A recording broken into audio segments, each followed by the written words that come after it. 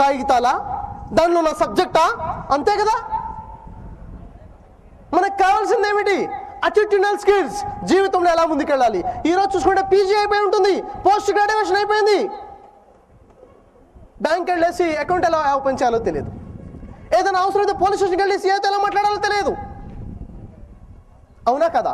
MR ఆఫీస్లో ఒక పని పడింది, ఆల్రెడీ డిగ్రీ అయిపోయింది, డిగ్రీ చదువుతున్నాడు, గ్రాడ్యుయేట్ అంటే ఏంటో తెలుసా? మనకంటే వాల్యూ లేదు. ఒకప్పుడు అడగండి పెద్దవాళ్ళని, గ్రాడ్యుయేట్ పట్టాభద్రుడు, డిగ్రీ అయిపోయింది, మనందరం అదే స్థాయిలో ఉన్నాం కదా. ఎంఆర్ ఆఫీస్లో ఏదో పని పడింది, సర్టిఫికేట్ కావాలి, నాన్నగారు ఇలా అండి. మా నాన్నగారు ఇంకెవరిని తీసుకెళ్ళి రికమెండేషన్, మనం వెళ్ళాం. ఎందుకో తెలుసా? మనం ఏం చదువుతున్నాం? మార్కులు. తల్లిదండ్రుల యొక్క ఆలోచన ఎలా ఉందో తెలుసా? మా కొడుకు ఫస్ట్ ర్యాంక్ రావాలి, మా కొడుకు ఇంజనీర్ కావాలి, మా కొడుకు డాక్టర్ కావాలి, నా కొడుకు మంచి మనిషి కావాలని ఎవరైనా అనుకుంటున్నారా? ఒక మంచి స్థాయిలో మంచి మనిషి అనబడాలి, దాంతోపాటు డాక్టర్ అవ్వాలి అనుకుంటున్నారా? ఈరోజు ఎటు వెళ్తుంది మన ఎడ్యుకేషన్? మనం ఎటు వెళ్తున్నాము? మన ఎడ్యుకేషన్ ఎటు వెళ్తుంది? ఒకసారి ఆలోచించండి. ఐఏఎస్ ఆఫీసర్ అంటే ఒక మంచి గౌరవం ఉందా లేదా? మొన్న శ్రీలక్ష్మి ఐఏఎస్ ఏం చేశారు? అవునా లేదా? అంటే ఏం నేర్చుకున్నారు? నైతికత ఏమైపోతుంది మన ఎడ్యుకేషన్లో? నైతికతను నేర్చుకోవాలంటే చదువులు ఎందుకు? అవునా లేదా? మిమ్మల్ని ఒక ఐఏఎస్ పొజిషన్కి వెళ్ళి, డాక్టర్ పొజిషన్కి వెళ్ళి, ఇంజనీర్ పొజిషన్కి వెళ్తే పబ్లిక్ గౌరవిస్తారేమో, మిమ్మల్ని మీరు గౌరవించుకుంటున్నారా? మిమ్మల్ని మీరు గౌరవించుకోకపోతే అట్టర్ ఫెయిల్. లేదు, మనశ్శాంతిగా మీరు నిద్రపోలేరు, మనశ్శాంతిగా మీరు ఉండలేరు. పబ్లిక్ కోసం కాదు జీవితం, నా కోసం నేను బతకాలి, దాంతోపాటు పబ్లిక్ కూడాను. అవునా లేదా? ఈ విషయంలో ఒకసారి మీరు ఆలోచించండి. మీ జీవిత ప్రయాణం ఎటు ఉంది? మీరు ఎటు వెళ్తున్నారు? ఉదాహరణకి జనరల్గా నేను మాట్లాడే వేలాది మంది విద్యార్థుల యొక్క పరిస్థితి ఎలా ఉందంటే ఇలా ఉంది. కనబడుతుందా మీకు? మీకు కనబడపోయినా మీకు అర్థమవుతుంది. ఎలాగో తెలుసా? నేను చెప్తాను, మీరు కేవలం వింటారా?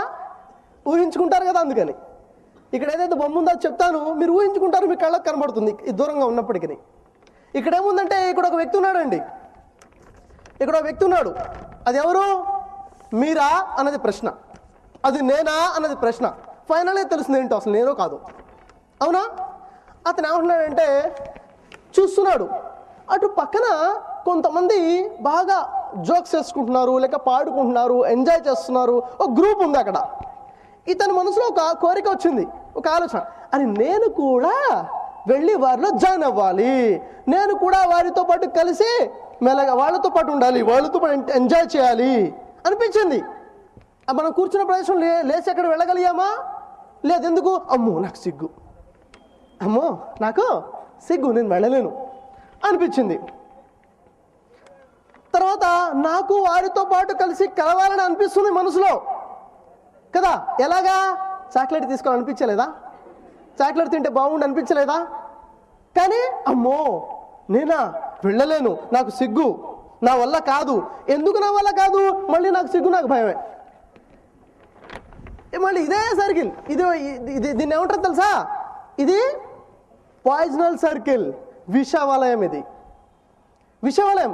ఇదే సర్కిల్లో జీవితం తిరిగేస్తూ ఉంటుంది.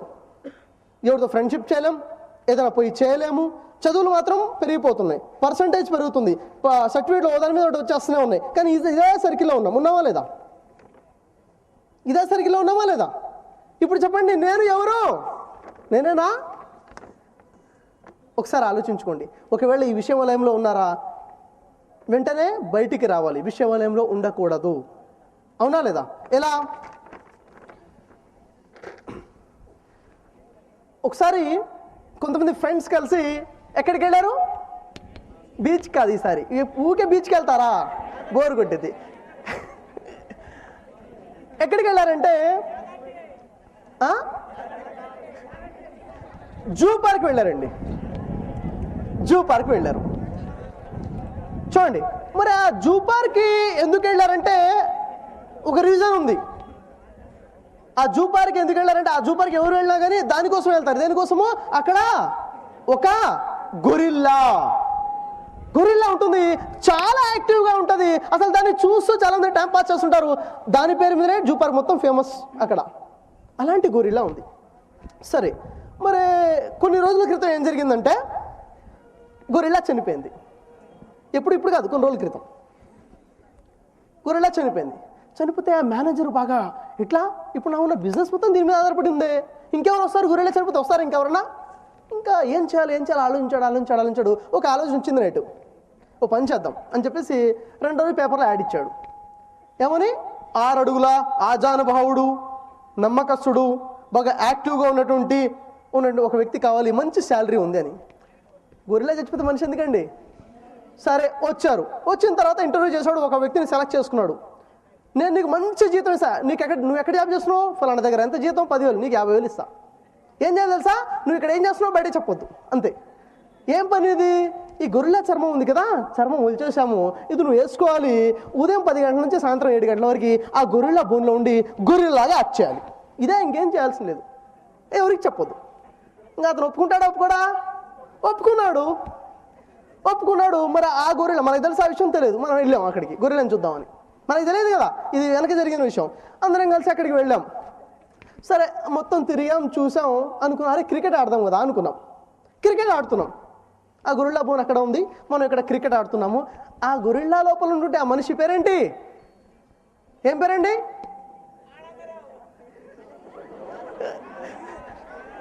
ఏం పేరు? సరే, ఏదో పేరు అనుకుందాం. ఏమనుకుందాం? సురేష్ అనుకుందాం. ఓకేనా? అయితే మనం ఇక్కడ క్రికెట్ ఆడుతున్నాం, మ్యాచ్ ఒక 5 hours పెట్టుకొని క్రికెట్ ఆడుతున్నాము. ఆ లోపల నుంచి అతనికి, ఆ సురేష్కి క్రికెట్ అంటే చాలా ఇష్టం. క్రికెట్ అంటే టీవీలో మ్యాచ్ వస్తుందంటే అసలు జాబ్ మానేస్తాడు, అంత ఇష్టం అతనికి.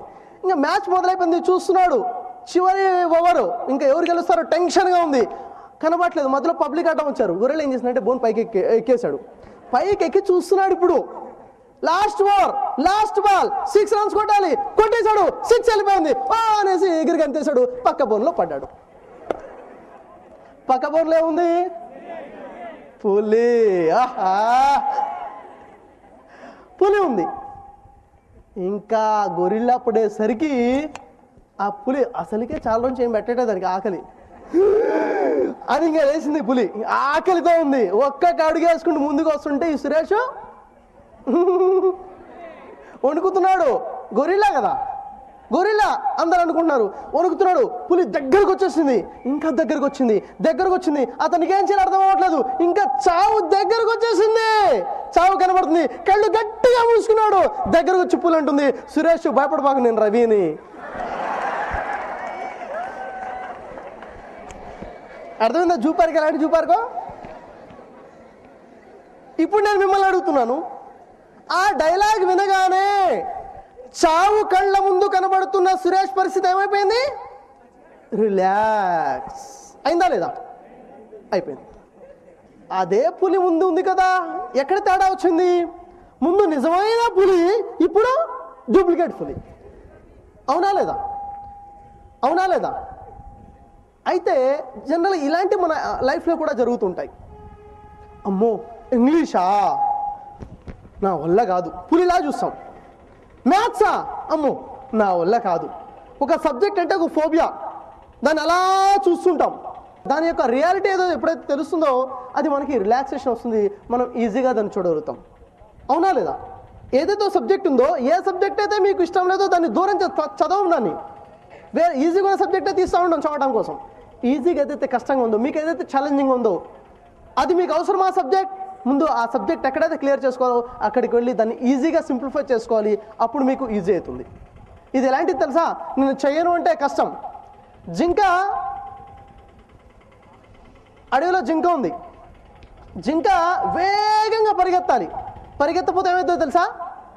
పులికి ఆహారం అయిపోద్ది. పులి అంతకన్నా వేగంగా పరిగెత్తాలి, లేకపోతే ఏమవుతుందో తెలుసా? కడుపు మాడిపోద్ది. అవునా లేదా? చేయాల్సిన ఛాలెంజ్ అది. దానికి అది ఛాలెంజ్, దీనికి ఇది ఛాలెంజ్. మనకి ఛాలెంజెస్ లేవా? మనకి జీవితంలో ఛాలెంజెస్ ఉన్నాయి. ఛాలెంజెస్ తీసుకోవాల్సిన ఆలోచన లేదు మనకి. ప్రతి లైఫ్లో ఛాలెంజ్ ఉంటుంది. లక్ష్యం ఉంటే. లక్ష్యం లేదా, సక్సెస్ లేదు. కాబట్టి ఒకసారి మిమ్మల్ని మీరు ప్రశ్నించుకోండి, నేను ఎక్కడ ఉన్నాను, ఏం చేస్తున్నాను అన్న విషయం. అయితే మీ అందరి కోసము ఒక విషయం చెప్తున్నాను, ఇది గుర్తుపెట్టుకోండి, అవకాశం ఉంటే రాసుకోండి, ఓకేనా? మీరు ఏదైనా ఒకటి సాధించాలనుకున్నారు, ఏదో లక్ష్యం పెట్టుకున్నారు, మీ లక్ష్యం మీద మీరు వర్క్ చేశారు. వర్క్ చేసిన తర్వాత మీరేం చేయాలి తెలుసా? ఒక అనాలిసిస్ ఉంటుంది, స్వాట్ అనాలిసిస్ అని. ఈ స్వాట్ అనాలిసిస్ చేయడం వల్ల మీరు ముందుకెళ్ళాలా ఆగిపోవాలా మీకు తెలుస్తుంది. ముందుకెళ్ళాలంటే ఎంత ఈజీగా ముందుకెళ్ళాలో కూడా తెలుస్తుంది. దాన్ని ఏమంటారంటే స్వాట్, SWOT, స్వాట్ అనాలిసిస్. అంటే ఏమిటి? ఎస్ అంటే స్ట్రెంగ్త్స్. నేను ఫలానా లక్ష్యం పెట్టుకున్నాను, ఆ లక్ష్యాన్ని నేను చేరడం కొరకు నాలో ఉన్న స్ట్రెంగ్త్స్ ఏంటివి, నాలో ఉన్న బలాలు ఏమిటి, ఓకేనా? నాలో ఉన్న స్ట్రెంగ్త్స్ ఏంటివి, నాతో టెక్నికల్గా ఏముంది, మెమొరైజ్గా ఏముంది, ఇంకా ఏమున్నాయి, నా దగ్గర ఉన్న స్ట్రెంగ్త్స్ ఏంటివి. ఆ తర్వాత నాలో వీక్నెసెస్ ఏమున్నాయి, నేను అక్కడ వెళ్లకుండా ఆపండి, వీక్నెసెస్ నాలో ఏమున్నాయి రాసుకోవాలి, ఓకేనా? ఒక్కొక్కసారి నాలో ఉన్న స్ట్రెంగ్త్ ఏంటో నాకు తెలియదు, రాయటం ద్వారా ఆలోచించడం ద్వారా మనకు తెలుస్తుంది. వీక్నెసెస్ ఏమున్నాయి, వీక్నెసెస్ కూడా మనం రాయాలి. తర్వాత ఆపర్చునిటీస్, అవకాశాలు ఏమున్నాయి, అవకాశాలు ఏమిటి, మన బలహీనతల్ని దూరం చేయడం కోసము కావలసిన అవకాశాలు ఏమున్నాయి. నా దగ్గర ఈ అవకాశం ఉంది, ఈ అవకాశం ద్వారా ఈ బలహీనతను నేను దూరం చేసుకోగలుగుతాను. ఎప్పుడైతే ఈ అవకాశం ద్వారా ఈ బలహీనతను దూరం చేసుకుంటానో అప్పుడు నా బలం పెరుగుతుంది, అవునా లేదా? ఆ తర్వాత థ్రెట్స్ అంటే అనుకోకుండా వచ్చే అవాంతరాలు. అనుకోకుండా వచ్చే అవాంతరాలు, సడన్గా ఒకవేళ ఇలా అయిపోతే ఏంటి, నా ప్లానింగ్ ఇలా ఉంది, ఒకవేళ ఇలా అయిపోతే ఏం చేయాలి అంటే, ఏదైతే మీ లక్ష్యం పెట్టుకున్నారో దాని మీద ఇది వర్క్ చేయండి. దీనికి సంబంధించి మీరు హెల్ప్ కావాలంటే, స్వాట్ అనాలిసిస్ చేసేటప్పుడు మీకు డౌట్స్ వస్తే నాకు మీరు పర్సనల్గా మీరు కాంటాక్ట్ చేయొచ్చు ఫోన్ మీద. లేదంటే నేను ఈ విధంగా వర్క్ చేస్తున్నాను, ఈ నా లక్ష్యం ఇది, ఈ స్వాట్ అనాలిసిస్ చేస్తున్నాను, నాకు ఇది అర్థం అవటం లేదు. మీరు ఒకసారి చేస్తే దీని యొక్క లాభం ఏంటో మీకే తెలుస్తుంది. దీనివల్ల మీ బలాలు మీకు తెలుస్తాయి, మీలో ఉన్న బలహీనతలకు కావాల్సిన ఆన్సర్ ఎక్కడ ఉందో మీకు తెలుస్తుంది. ఆపర్చునిటీస్ మీ చుట్టుపక్కల ఉంటుంది, ఆపర్చునిటీ, అవకాశము, బలహీనతలు దూరం చేసుకున్నది, అది మీరు గుర్తించలేకపోవచ్చు. విన్నారా? కాబట్టి ఈ స్వాట్ అనాలిసిస్ గురించి మీరు తప్పకుండా వర్క్ చేయండి. మీరు ఈ రోజే వర్క్ చేయండి, ఇంటికి వెళ్ళిన తర్వాత మీరు ఏదైతే టార్గెట్ పెట్టుకున్నారో దాని మీద స్వాట్ అనాలిసిస్ చేయండి.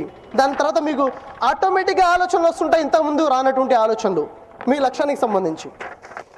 అయితే అతి ముఖ్యమైన విషయం, గోల్, లక్ష్యము అన్నాము. అంటే ఏంటి, దేన్ని లక్ష్యం అంటాము? చూడండి, సహజంగా ప్రతి మానవుడికి కూడాను 4 రకాల లక్ష్యాలు ఉండాలి, ఉంటాయి కాదు, ఉండాలి. 4 లక్ష్యాలు ఉండాలి. ఏమిటా 4 లక్ష్యాలు? మొదటిది ప్రొఫెషనల్ గోల్, వృత్తిపరంగా నా లక్ష్యం ఏమిటి, లెక్చరర్ని అవ్వాలి, ఓకేనా? డాక్టర్ని అవ్వాలి, ప్రొఫెషనల్ గోల్, వృత్తిపరమైన లక్ష్యము. రెండోది family goal, personal family goal, కుటుంబ పరంగా నా లక్ష్యం ఏమిటి, కుటుంబ పరంగా లక్ష్యం ఏమిటి, ఇది రెండోది. మూడోది సోషల్ గోల్, సామాజికంగా నా లక్ష్యం ఏమిటి. నాలుగోది రిలీజియస్ గోల్, ఆధ్యాత్మిక పరంగా నా లక్ష్యం